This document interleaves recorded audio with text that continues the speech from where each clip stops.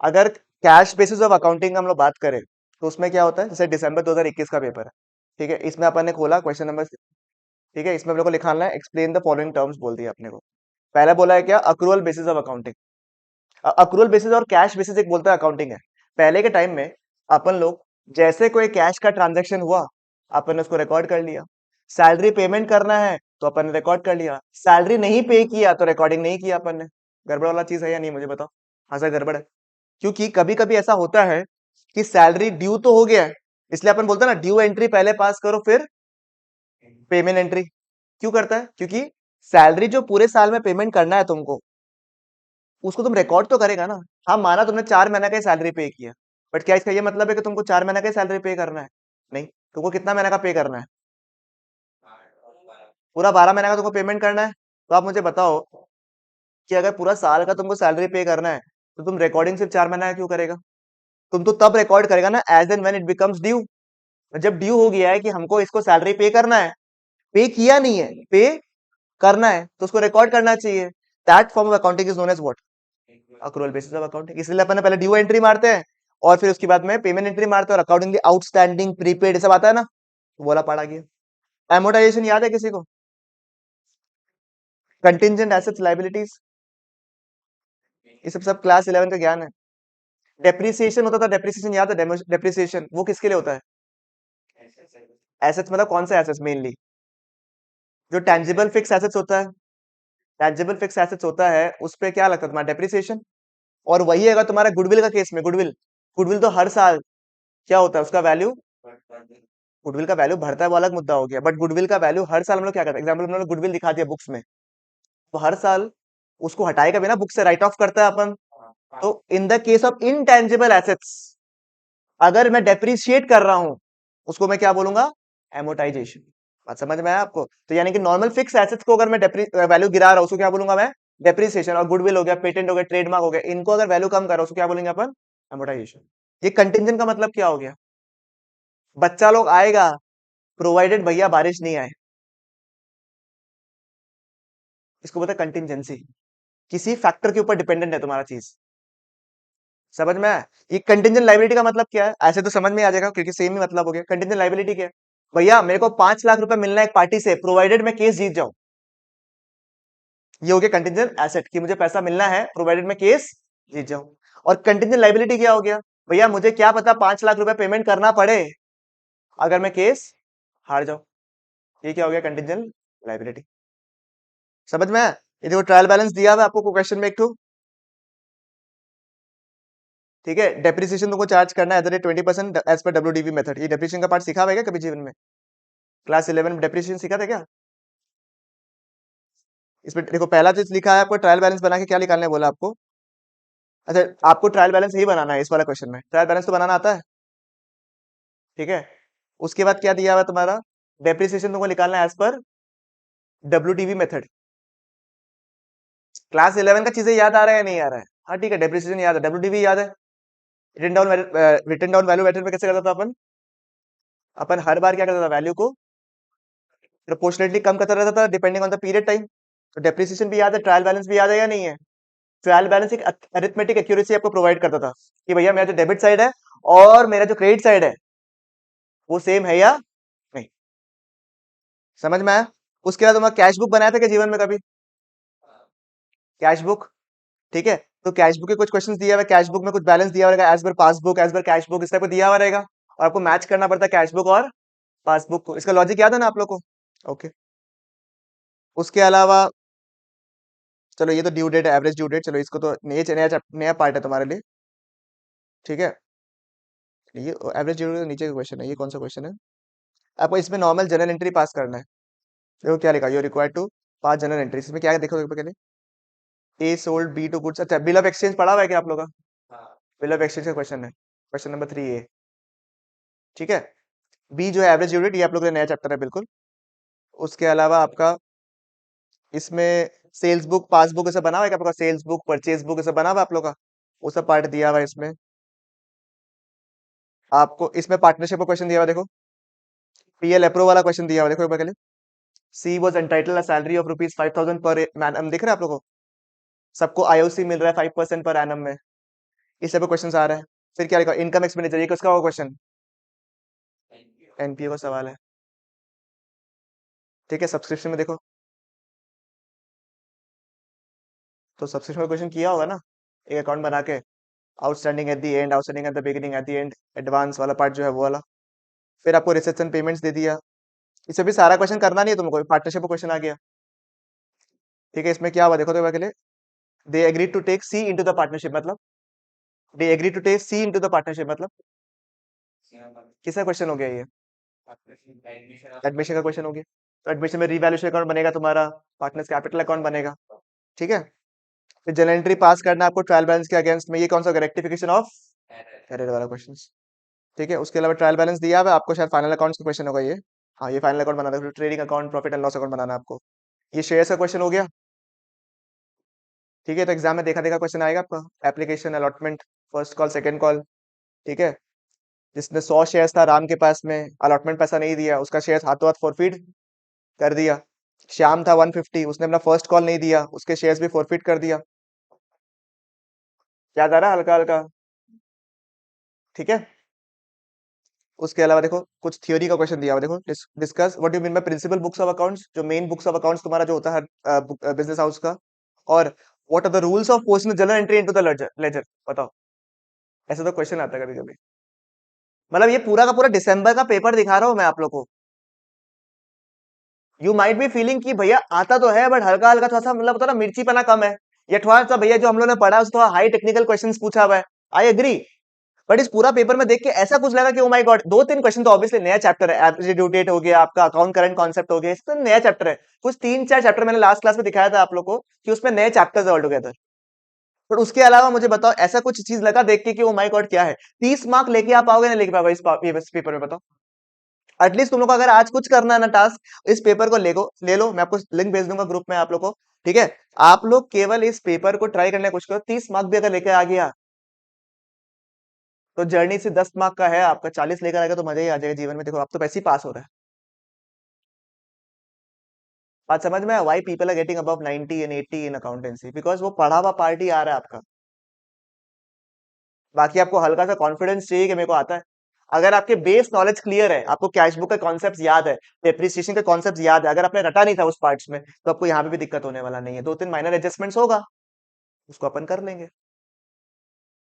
तो you have to get yourself assured कि यार हो तो जाएगा। बात समझ में आ रहा है? चलो भैया, आप शायद जानबूझ के दिसंबर का पेपर निकाला है ताकि हम लोग को इजी कॉन्फिडेंस देना सके, हमको भी नहीं पता था कि दिसंबर का पेपर ही है, चलो जनवरी दिखाया था, कोई बात नहीं। पहला क्वेश्चन क्या है, मतलब एक चीज हम लोग को समझ में आ गया क्या, जनरली एक और पेपर देखते, चलो दिसंबर 2022 का देखते थे, क्या आता है पहला क्वेश्चन, क्या आता है पहला पेपर, पहला क्वेश्चन जो आता है तुम्हारा वो किसका आता है, और कितना मार्क्स का आता है भाई। तो हम लोग अगर समझदार बच्चा है, जो कि हमको देख के तो लगता है, तो हम लोग क्या करने की कोशिश करेगा, एटलीस्ट से एटलीस्ट ये 12 मार्क को तो सिक्योर करने की कोशिश करेगा। उसके अलावा देखो तो, अरे अरे अरे भाई, अभी अभी मैंने कुछ टर्म सिखाया था, कोई याद है क्या, कंटिंजेंट लायबिलिटी सिखाया था, याद है। और प्रोविजन और कंटिंजेंट लायबिलिटी में डिफरेंस पता है क्या होता है, प्रोविजन और कंटिंजेंट लायबिलिटी में डिफरेंस क्या होता है। देख, कल तो बारिश आ सकता है, कल बारिश आ सकता है, परसों भी आ सकता है। ठीक है, मैं कल कोर्ट केस हार भी सकता हूँ। जीवन में क्या पता आपको, जीवन में किसी को पता है कि कुछ भी हो सकता है, राइट। कोर्ट केस में हार भी सकता हूँ, कुछ भी हो सकता है। अगर मेरी चांसेस बहुत कम है, बट क्योंकि फाइनेंशियल स्टेटमेंट्स अपन बनाता क्यों है, ताकि जो भी यूजर्स है फाइनेंशियल स्टेटमेंट्स का उसको समझ पे आ सके, या फिर जो भी पर्टिकुलर लोग हैं जो फाइनेंशियल स्टेटमेंट्स को स्टडी कर रहे हैं, वो ये समझ सके कि भाई जो मेरे बुक्स ऑफ अकाउंट्स है वो क्या है, ट्रू एंड फेयर, राइट। अगर बुक्स को सही बनाना है तो डोंट यू थिंक कि कंटिंजेंट लायबिलिटी चाहे उसका चांसेस 0.0000001% भी हो, तुमको दिखाना जरूरी है या नहीं, मुझे बताइए आप तो। पक्की बात, जैसे एग्जांपल में दिखाता हूँ, किसी को शौक है क्या दिखने का, एग्जांपल, कोई पर्टिकुलर शेयर लो, बताओ तो कौन सा ले, आईसीआईसीआई बैंक ले लेते हैं, चलो। ठीक है, आईसीआईसीआई बैंक का अपन को फाइनेंशियल स्टेटमेंट्स देखना है। ये देखो, फाइनेंशियल्स हो गया आपका, बैलेंस शीट हो गया आपका। ठीक है, ये दिख रहा है आपको, ये अलग से वर्किंग, नीचे जो इन्फो होता है ना, डायरेक्टली आप बैलेंस शीट पे इसको शो नहीं करते हो, एक इसमें दिखाते हो आप अलग से, वर्किंग नोट वाला पार्ट में दिखाते हो, नोट्स टू अकाउंट्स होता है ना, नोट्स टू अकाउंट्स उसमें दिखाते हो आप कंटिजेंट लायबिलिटी में। मतलब कि देखो, सोचो अगर इन्होंने कंटिजेंट लायबिलिटी नहीं दिखाया होता, और मैं एक बार खाली रिपीट करता हूँ कंटिजेंट लायबिलिटी क्या होता है, क्या होता है, what is the meaning of contingent liability. Basically क्या, मेरा कोर्ट केस चल रहा है, सोचो एग्जांपल, मेरे खिलाफ कोई केस करके फाइल करके रखा है, मेरा चांसेस है कि मैं जीत जाऊंगा, बट चांसेस ये भी तो है कि मैं 2% हार भी जाऊं। तो अगर सोचो कोई पर्टिकुलर इंसान के पास 20 लाख का वो है, सोचो एसेट्स है, ठीक है, तो आप सोचो 20 लाख का एसेट है, बहुत पैसा है इसके पास, तो टेंशन नहीं, अपन इन्वेस्ट कर देता है। बाद में पता चला कि उसके अगेंस्ट तो 15 लाख का केस ही चल रहा है, अगर वो हार गया तो उसको 15 लाख रुपए देना पड़ जाएगा। तो ये चीज जो इंसान इन्वेस्ट करने वाला है, जो इंसान कंपनी के साथ में ट्रांजैक्ट करने वाला है, उसको पता चाहिए या नहीं चाहिए, बताइए, उसको पता चलना चाहिए। That is why we record what, contingent liabilities, कि yes the chances might be less but still will record it, but अगर लगता है कि चांसेस बहुत हाई है, मैं केस हार सकता हूं, उस केस में क्या करोगे, क्या उसको कंटिंजेंट दिखाओगे, उसको क्या दिखाओगे, एज अ प्रोविजन। इसलिए अपन लिखते हैं प्रोविजन फॉर डाउटफुल डेट्स। पहले क्या होता है, डेटर्स, फिर क्या होता है प्रोविजन, फिर क्या होता है बैड डेट्स। प्रोविजन मतलब मेरे को लगता नहीं है पैसा देने वाला है, मेरे को हैवी डाउट है, और अब तो पैसा देगा ही नहीं देगा, वो क्या हो गया, बैड डेट्स। बात समझ में आया क्या, दीपिया क्यों हंस रहा है, मेरे को समझ में आ रहा है, मैंने उसको प्रोविजन में नहीं डाला है, ठीक है, समझ में आया क्या, चलेगा बिल्कुल, नहीं नहीं ऐसे मत बोलो, शुभ शुभ बोलो, ठीक है, समझ में आया क्या, पक्की बात, क्लियर है बिल्कुल यहाँ तक, अच्छा हम लोग वहां था। तो ये देखो, अगर मैं एक बार के लिए पीछे जाऊं हल्का सा, मैं इस पेपर जाता, पहला क्वेश्चन किसके ऊपर आता है, ट्रू एंड फॉल्स के ऊपर ही आता है, ठीक है। उसके अलावा सेकंड क्वेश्चन देखते हैं किसके ऊपर, देखो तो, प्रिपेयर क्या लिखा हुआ है नीचे में, उसके ऊपर क्या वर्ड लिखा हुआ है, यानी कि किसका सवाल है ये, डेप्रिसिएशन का। बेस्ट चीज जिसको देख के आप लोग डर रहा हो, डब्ल्यूडीबी को देख के डरने का कारण 11th में ये था कि आप लोग के पास में कैलकुलेटर नहीं था।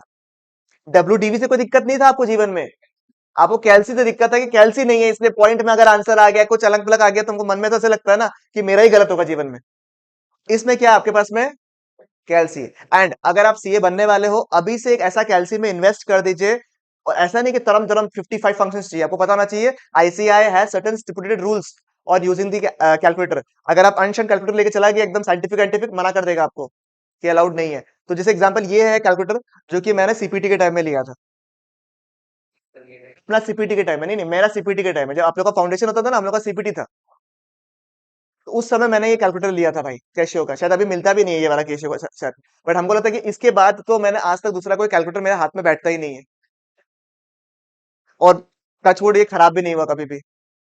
तो मतलब ऐसा कोई कैल्सी से यूज कर लो, पेन और कैल्सी, ये आपका ऐसा होना चाहिए जो आज डे वन में आपका डिफाइन होना चाहिए कि मेरे को यही यूज करने का है। ऑब्वियसली विल ऑलवेज प्रेफर कि आप 2 कैल्सी लेकर जाओ, बिकॉज कभी एक खराब हो गया, कुछ हो गया, तो एक होता ना, एक स्पेयर में लेके जाओ, ऐसा नहीं कि 2 बड़ा बड़ा कैल्सी लेके चला गया, ठीक है, एक स्पेयर में कैल्सी लेके चला जाओ, जस्ट इन केस आपकी किस्मत इतना ही खराब है कि वो कैल्सी खराब हो गया, तो आपका काम हो जाए। तो कैल्सी जो है वो बहुत इंपॉर्टेंट चीज होता है, शायद तक मेरे सबसे ये कैल्सी नहीं मिलता, बट अगर हमको कोई वाउच करने बोलेगा कि कैलकुलेटर सबसे अच्छा कौन सा है, बहुत जन वो छोटा वाला कैलकुलेटर यूज होता है ना, इसी का आता है, केशियो का ही, वो भी बहुत जन यूज करता है, बट हमको लगता है ये सबसे अच्छा है अभी तक तो, बट ये मिलता है तो बहुत बढ़िया बात है। तो अभी अगर आप लोग चाहोगे सीए करने वाले हो, तो आपको कैल्सी में स्पीड बहुत तेज होना चाहिए, क्योंकि कैल्सी का स्पीड मैटर करता है आपको, समझ में आया। तो आपको डब्ल्यूडीबी देख के अब डर नहीं आ रहा ना, क्योंकि आपके पास क्या है, कैल्सी 1 लाख के ऊपर अगर तुम 20% माइनस करते रहो, equal to equal to equal to equal to करते रहो, तो तुम्हारा तो आंसर आता रहेगा इस बार तो। कैल्सी का शॉर्टकट पता है या नहीं है, कुछ कुछ या मतलब पता नहीं है, पता है, ठीक है, चलो। तो ये सब, फिर नंबर नेक्स्ट क्या क्वेश्चन है, देखो तो के लिए क्या लिखा हुआ है, कैश बुक बनाइए, किसका सवाल होगा, बीआरएस, कैश बुक पासबुक याद है ना, उसका सवाल आएगा। उसके अलावा फिर ट्रायल बैलेंस आपको दिया हुआ है, ठीक है, मतलब ये किसका क्वेश्चन है, रेक्टिफिकेशन ऑफ एरर्स, देखो क्या लिखा हुआ है, pass necessary entries to, pass necessary entries to what, correct है, मतलब ये कौन सा सवाल हो गया, रेक्टिफिकेशन ऑफ एरर्स का क्वेश्चन हो गया, ठीक है। उसके अलावा क्या दिया हुआ तुम्हारा यहाँ पे, बिल्स ऑफ एक्सचेंज का क्वेश्चन दिया हुआ है यहाँ पे, ठीक है। उसके अलावा क्या दिया हुआ आपका, ये आपका है गुड्स वाला चीज है जो है ना आपका, सेल्स बुक, परचेज बुक वाला क्वेश्चन है ये। तो ये अकाउंट करंट का क्वेश्चन है, चलो ये आप लोगों को सीखना भी है, अकाउंट करंट वगैरह हम दिखा देगा, नया सिलेबस आपके लिए कौन सा होगा। उसके अलावा ये क्या है आपका, एवरेज ड्यू डेट। तो account current average due date का क्वेश्चन आ ही रहा है, देखो inventory average due date account current सब क्वेश्चन आता ही है, डेप्रिसिएशन आ ही रहा है, रेक्टिफिकेशन ऑफ एरर्स आ ही रहा है। 10-15 पेपर देख लो, समझ में आ जाएगा कि पेपर आ जाएगा। हाँ ठीक है, चांसेस है कि दूसरा कोई क्वेश्चन पूछ ले हम लोग से, बट स्टिल 10-15 मार्क का गलती हो जाएगा ना प्रेडिक्ट करने में, बाकी तो एक्यूरेट ही होगा। एक शायद मेरे हिसाब से पेपर था, आई डोंट रिमेम्बर, शायद वो दिसंबर 22 था या नवंबर 22 था, मुझे याद नहीं आ रहा है, उसमें थोड़ा पेपर अलग आया था, वो भी पेपर देखेंगे आराम से। ठीक है, ये क्या है, पार्टनरशिप अकाउंट। इसमें क्या हुआ, decided to admit Z into the partnership, मतलब ये किसका सवाल हो गया, एडमिशन ऑफ पार्टनर्स आपको बनाना है। Revaluation account, partners capital account, balance sheet देख के डर गया। पहला वाला पेपर में तो भैया सिर्फ रिवैल्यूएशन अकाउंट और पार्टनर्स कैपिटल अकाउंट बनाया था, ये आसान है कि बैलेंस शीट भी दे दिया, मतलब आपको ज्यादा कॉम्प्लिकेशंस नहीं देगा वो लोग। पता है कि 3 अकाउंट बनाना है, उसको टाइम तो लगेगा करने के लिए। पार्ट अकाउंट्स में द मेजर थिंग इज कि आपको जो है ना टाइम मैनेजमेंट बड़ा खतरनाक होना चाहिए आपका। लॉ का पेपर और अकाउंट्स के पेपर में टाइम मैनेजमेंट, मैथ्स के पेपर में लेस भावुक के क्वेश्चंस करना, कि कभी कभी ऐसा लगेगा भैया ऐसा कैसे, स्टैट्स का ये क्वेश्चन कैसे मैं नहीं कर सकता हूँ, ये इसका क्वेश्चन मैं कैसे नहीं कर पाता, मेरा तो जन्म सिद्ध अधिकार है क्वेश्चन को करने का। पर उस समय इमोशनल भी कम होना चाहिए, because may be there was a shortcut which was not been addressed in your class. क्योंकि हर क्वेश्चन को करने के लिए कुछ ना कुछ शॉर्टकट्स होता है, समझ में आया आपको। उसके बाद इनकम एक्सपेंडिचर मतलब एनपीओ। अच्छा, जो क्वेश्चन पेपर डिस्कस कर रहा हूँ उसमें एक क्वेश्चन छोड़ने का ऑप्शन है तेरे पास, कोई भी क्वेश्चन, कोई भी एनी ऑफ द क्वेश्चन को लगा इंकी पिंकी पोंकी पसंद नहीं आया ना, तो समझ में। बट तुम ऐसे नहीं कर सकता है कि तुमने सोचा एग्जांपल क्वेश्चन नंबर, तूने शुरू किया क्वेश्चन नंबर 4, 4 का ए आता बी नहीं आता, बोलते 4 का ए कर दिया 5 का बी कर दिया, ऐसा नहीं होगा। समझ में आए, इस तरीके से अगर क्वेश्चन नंबर 4 छोड़ना तो पूरा ही छोड़ना पड़ेगा, चाहे तुमको क्वेश्चन नंबर ए आता हो या नहीं आता हो, उससे फर्क नहीं पड़ता तुम्हारा। ठीक है, तो ये बहुत ट्रिकी चीज है सिलेक्ट करना। 90% लोग तो ये इसमें भूल जाता है कि अरे अरे छोड़े कौन सा हम, इसमें 20 मिनट वेस्ट कर लेता है अपना लाइफ का। अच्छा, शुरू का 15 मिनट जो रीडिंग टाइम मिलता है, मैं बोलूंगा सीए के जर्नी में सबसे इंपॉर्टेंट 15 मिनट जिंदगी का आपका वही है, क्योंकि उस समय तुम समझ जाता है कि तुम्हारा पेपर करना है या नहीं करना। ठीक है, अभी मुझे बताओ जनरल एडवाइस क्या मिलेगा तुमको, ये 15 मिनट मिल रहा है, पेपर को एनालाइज कर लेना, क्या होगा क्या नहीं होगा, कौन सा क्वेश्चन छोड़ना है कौन सा नहीं करना है, सब छोड़ लेना, सोच लेना। ये जनरल एडवाइस हो गया, इसके से कुछ नहीं होता है, इससे कुछ नहीं होता, तुम 15 मिनट वेस्ट ही करता अल्टीमेटली। उससे बेटर है जिस भी पेपर में स्ट्रेंथ है तुम्हारा, तुमको लगता है कि ये टाइप ऑफ क्वेश्चन मेरे को आता है, उस क्वेश्चन को सॉल्व करना शुरू कर दो। उस 15 मिनट में 70 से 80% क्वेश्चन को सॉल्व करने की कोशिश कर दो, तो तुम्हारा पेपर जो है 3 घंटा का नहीं हो रहा है, 3 घंटा 15 मिनट का हो रहा है, और तुम्हारा 15 मिनट मैटर करता है। तो अकाउंट्स में हो गया, किसी क्वेश्चन में, अकाउंट्स में तो मेनली बोलूंगा, क्योंकि लॉ वगैरह में तो ये तो आइडेंटिफाई कि आपको क्वेश्चन आता है या नहीं आता है, कौन सा की पॉइंटर्स है वो लिख लिया आपने, याद रहा आपको। इसमें क्या आप रफ रफ में सॉल्व भी कर लो अपने दिमाग में, हाँ राइटिंग अलाउड नहीं है, पर आप लोग अपना जुगाड़ कर सकते हो अपने हिसाब से। समझ में, एटलीस्ट रिवैल्यूएशन कैलकुलेट कर लिया, जो जो पार्ट था वो सब कैलकुलेट कर लिया, कि तुमको तुम दो एक दो क्वेश्चन का एक कुछ कुछ कर लिया, जिससे तुमको पेपर मिला तुम हाथों हाथ वो क्वेश्चन को करके तुम 10-15 मार्क्स सिक्योर कर लिया अपना वहीं पे। समझ में आया। उसके अलावा ये क्वेश्चन क्वेश्चन देखो तो, एनपीओ का सब्सक्रिप्शन वाला सवाल बार बार आ रहा है, देखो भाई। उसके बाद क्या दिया भाई, ट्रिपल कॉलम कैश बुक दिया हुआ है भाई। आपने ना सिर्फ डबल कॉलम बनाया है, बनाया है क्या ट्रिपल कॉलम, चलो ठीक है बढ़िया है। अगर नहीं बनाया बाई चांस, क्योंकि सीबीएसई में उतना रहता नहीं है जनरली, सेवा में होगा शायद ट्रिपल कॉलम, तो ट्रिपल कॉलम ठीक है, मतलब डिफिकल्ट नहीं है कुछ ऐसा। बट ठीक है, ये करवाया हुआ नहीं होगा तो ये आपके लिए नया टॉपिक हो गया, अगर जिसका नहीं किया हुआ तो लोग, ठीक है। उसके अलावा देखो आर एन वाई पार्टनर्स दिया हुआ है आपको, आपको गुडविल कैलकुलेट करने बोला भाई, आता है क्या capitalisation method, super normal profit, क्यों नहीं आता है। कैपिटलाइजेशन तो और सिंपल है, ये तो सिलेबस में है। अच्छा, जो अच्छा था वो हटा दिया, उड़ा दिया, क्यों नहीं होगा, एनआरआर वगैरह नहीं दिखाते तुम लोग, नॉर्मल रेट ऑफ रिटर्न के हिसाब से कितना पूंजी आएगा वो सब, ठीक है देख लो, दिखा देगा चलो। देखो बैलेंस शीट दिया हुआ है तुम्हारा, प्रॉफिट एंड लॉस दिया हुआ है तुम्हारा, तुमको बनाना क्या है, बैलेंस शीट तुमको बनाना रेडी करना तुमको, ठीक है। इसमें तुम्हारा क्या है, देखो कुछ कुछ चीजें तुम्हारा जो तुम भूल गया था डालना, ये सब कुछ कुछ चीजें तुम नया सीखेगा, समझ में आया। उसके अलावा ये क्या है तुम्हारा क्वेश्चन का, किसके ऊपर सवाल है ये, 15 मार्क का सवाल है ये, 15 मार्क, किसके ऊपर है, शेयर्स के ऊपर क्वेश्चन है ये। समझ में आया भैया, हम तो फिर जैसे ये पीपी वाला पार्ट दिया हुआ है आपका, चलो ठीक है, ये अकाउंटिंग स्टैंडर्ड्स वाला पार्ट है। ठीक है, उसके बाद देखो भैया, अगर मैंने पेपर किया भी, आप बोलो पेपर करो पेपर करो पेपर करो, you can leave any of the question, any of the एक क्वेश्चन आप हाँ, 16, 16, ठीक है, 16 मार्क्स का पेपर होता है, पहला वाला क्वेश्चन 20 मार्क का होता है, फर्स्ट क्वेश्चन। अब यहाँ पे क्या डिजाइनिंग है मैं देख लूंगा एक बार के लिए मैं। ठीक है, अब देखो एक बार के लिए सोचो, अगर मेरे को चेक करने का है कि मेरे को आता है या नहीं आता है, चेक तो करिएगा ना तुम लोग जीवन में। तो आईसीआई बोलता है इतना भी मेहनत तुमको करने का दरकार नहीं है कि तुम लोग को ढूंढना पड़ेगा। ठीक है, हम आप लोग को सजेस्टेड आंसर्स जो है वो देता है। आप गया, क्लिक किया अकाउंटिंग वाले पेपर में या लॉ वाले पेपर में, किसी पे भी,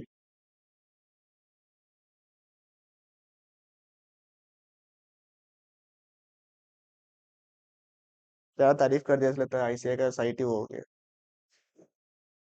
मतलब इतना तारीफ मेरा एक दिन में होता नहीं है कभी भी।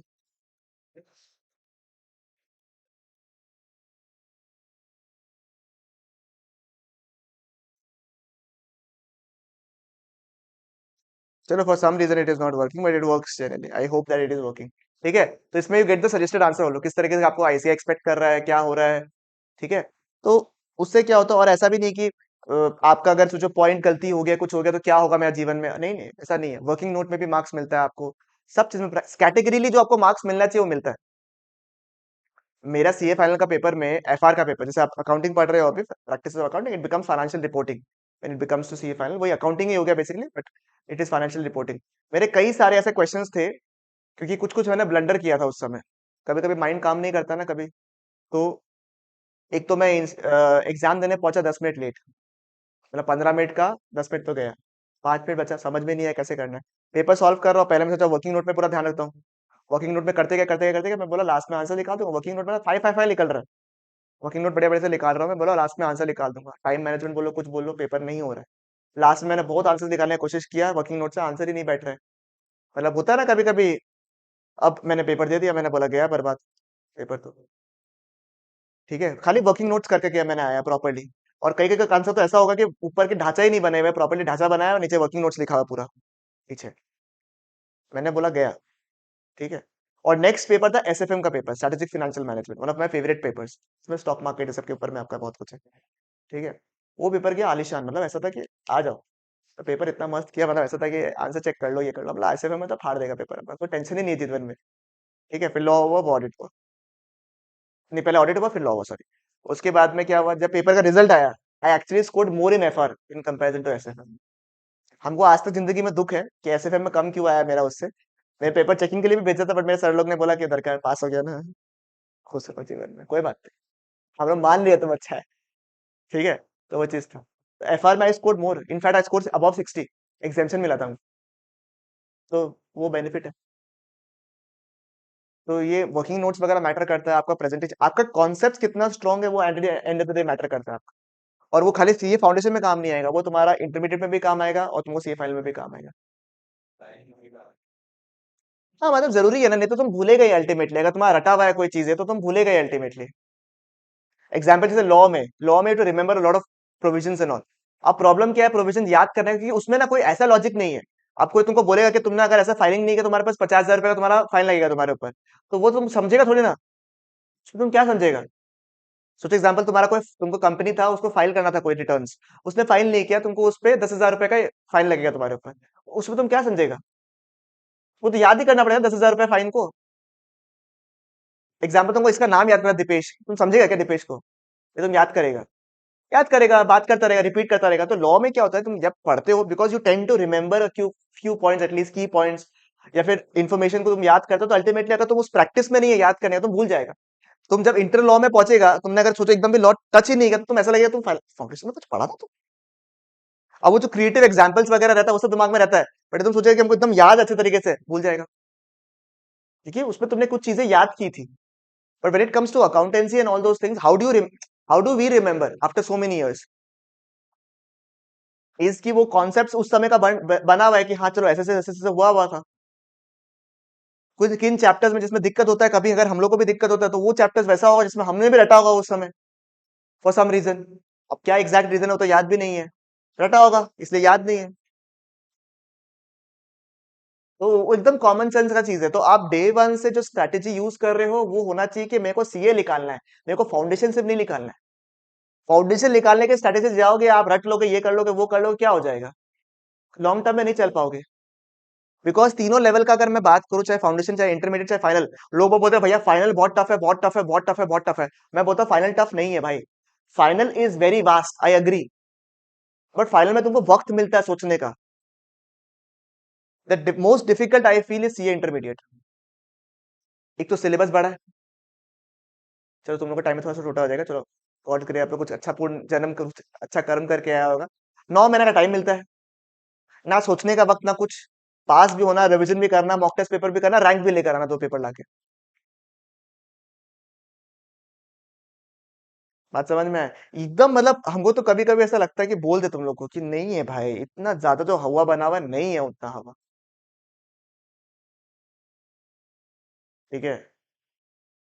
और ये this is coming from somebody who does not have a deep interest in becoming a CA, was did not have a very deep interest in becoming a CA। ना मेरे अंदर कोई ऐसे भगवान का दिया हुआ क्वालिटीज है कि मेरे को सीए बन जाना चाहिए। This is from somebody who was not, मतलब होता है ना, नॉट दैट इंक्लाइन कि भाई मेरे को तो चाहिए, ये लेटर्स चाहिए, आगे वो चाहिए, नॉट हाईली मोटिवेटेड। वो इंसान अगर तुमको बोल रहा है कि it is practically possible to become a CA provided that you go very very plan properly, और जब आपको समझ में आया था ना हैक, आपको लगेगा कि यही तो रास्ता है, मेरे को पकड़ना था।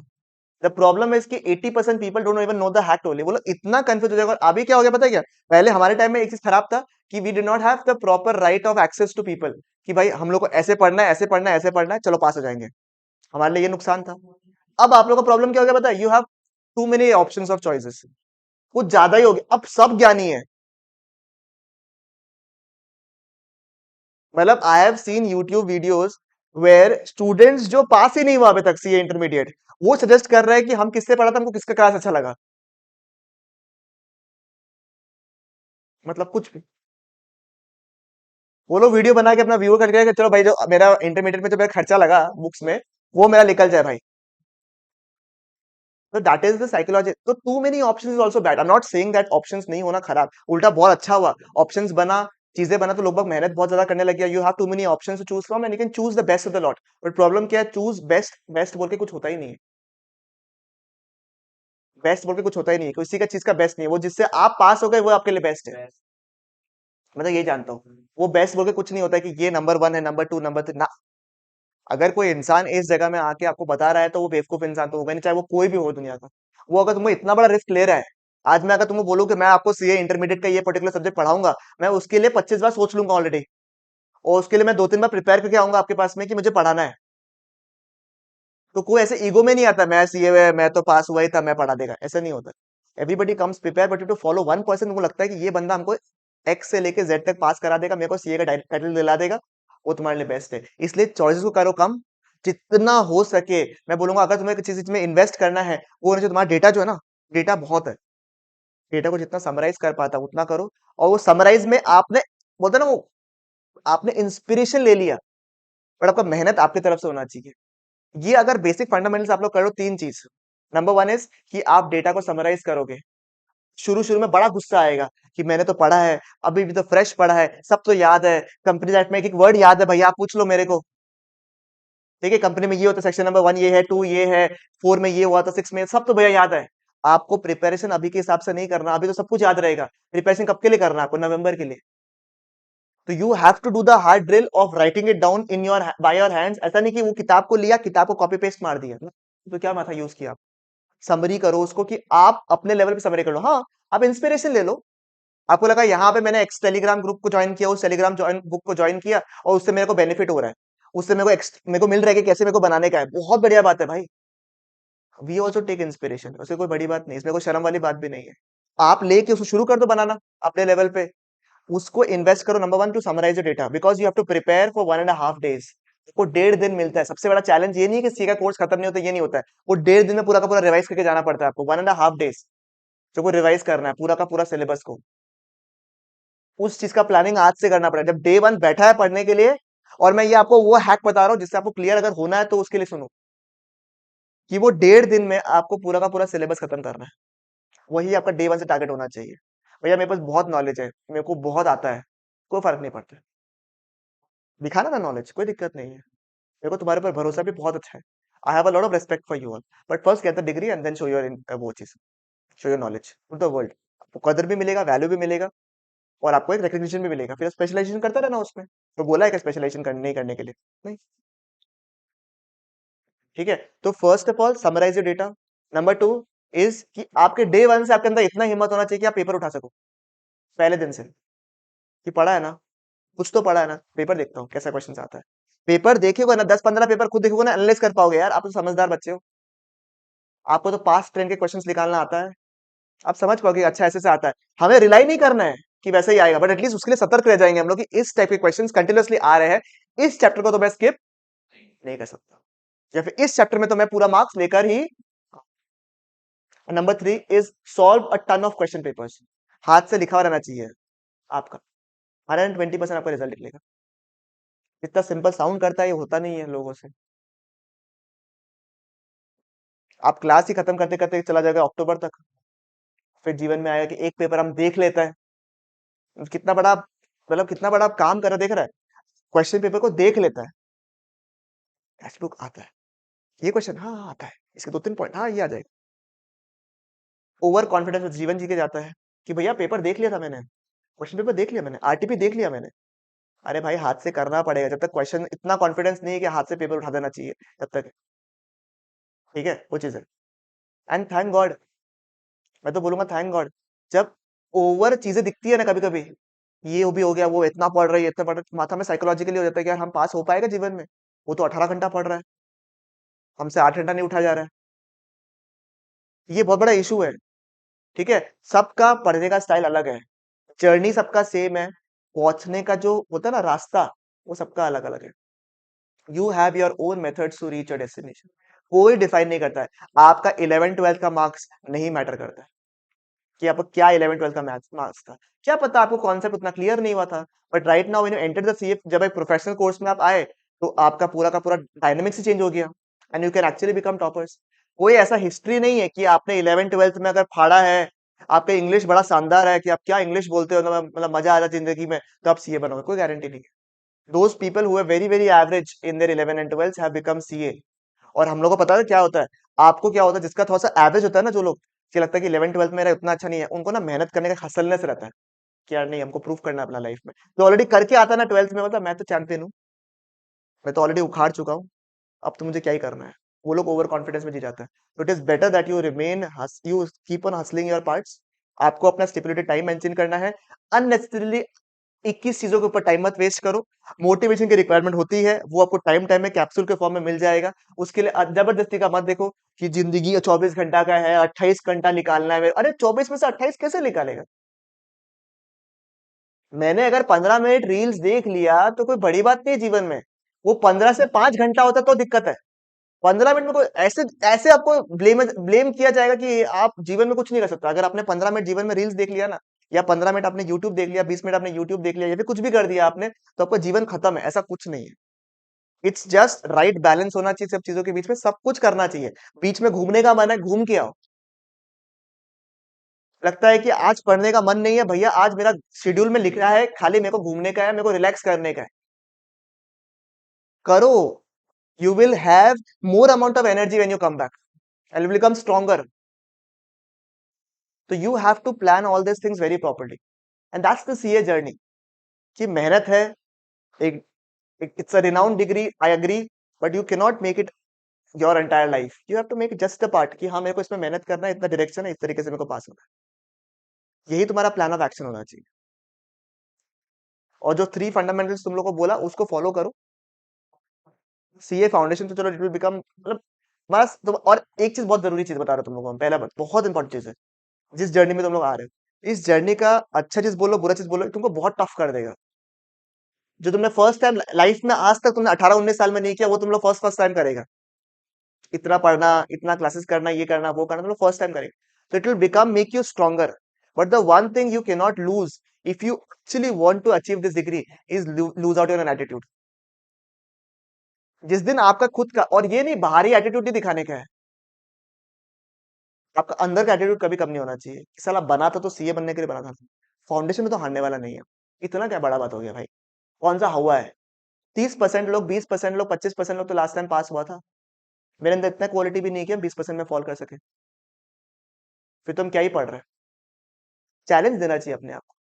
ईगो में डाल दो अपना, कैसे नहीं निकलेगा? दूसरा वाला इंसान जो आपको पढ़ा रहा है वो खुद सी है, उसने खुद क्लियर किया है सीए को, तो वो तो कुछ सही बोल रहा होगा आप लोग को। तो you just have to put in that much of attitude, बस खत्म। कि कैसे नहीं होगा एटीट्यूड? जिस दिन तुमने छोड़ दिया अपना लाइफ में कि अब तो कैसे होगा, नहीं हो पाएगा सीए, मैं बता रहा हूँ आपको। और होगा भी तो मल्टीपल अटेम्प्ट्स निकाल के करोगे, उसमें कोई खराबी नहीं है, सही नहीं है। मैं तो ये चाहता हूँ कि आप लोग का 6 महीना, 7 महीना, 1 साल जो है बच जाए। That's it. ये कुछ फंडामेंटल्स को ध्यान रखो। किताब उठा के देखा कभी? या पूरा हैवीली डिपेंडेंट है? किताब उठाया, किताब आया तुम लोग का? देखा किताब उठा के? उसका वो स्नैपचैट के लिए, फोटो खींचने के लिए नहीं बोला माई सीए जर्नी स्टार्ट्स, ऐसे के लिए नहीं। बट एक्चुअली में किताब उठा के देखना पड़ेगा कि है क्या इसमें, कौन से ऐसी चीजें हैं जो कि बहुत हैकेबल है। Because the books are very well design, ऐसा कुछ नहीं है। हाँ, पहले हमारे टाइम में हम बोल सकते थे कि बुक मतलब कुछ ही है, मतलब इतना मन ही नहीं करता था देख के, मतलब ऐसा होता था कि आज आईसीआई का जिद्दी में आया हुआ है कि मैं काम नहीं करने वाला हूँ। भाई आज तुम लोग को पढ़ाना नहीं है बोल रहे हैं लोग। जो भी आप लोग जब बुक्स देखोगे, तो बुक्स को देखोगे ना, इलास्ट्रेशंस वगैरह दिया हुआ है, सॉल्व द पार्ट्स, ऐसा कोई बड़ी बात नहीं है। ठीक है। आज कम से कम ये आप लोग करना, अगर आप मेरी मानो, टेक आउट योर बुक्स या फिर take out any of the papers जो मैंने लिंक दिया आप लोग को, उसमें से कोई भी पेपर को निकाल के कोशिश करो सॉल्व करने का। Law you will not be able to solve obviously because you have not studied. But चाहे वो इको हो, चाहे वो मैथ्स का हो चैप्टर्स, या फिर आपका अकाउंट्स का, इनके कभी ना कभी तो पढ़े हुए आपके जीवन में, तो कोशिश करना है आपको। क्या पता मैं रेक्टिफिकेशन का 3 एंट्री सकूं, तो 4 नहीं सकूं, कोई बात। मेरा 12th का तो याद है, 11th का भूल गया है। 12th का कर लो। समझ में आया आप लोग को? तो ये सब कुछ चीजें हैं जो कि जरूरी है समझाना। ठीक है। पढ़ो नहीं पढ़ो वो चीज अलग मैटर हो गया बिल्कुल। बट ये कुछ चीजें हैं जो जानना जरूरी है if you want to actually clear and actually score very well.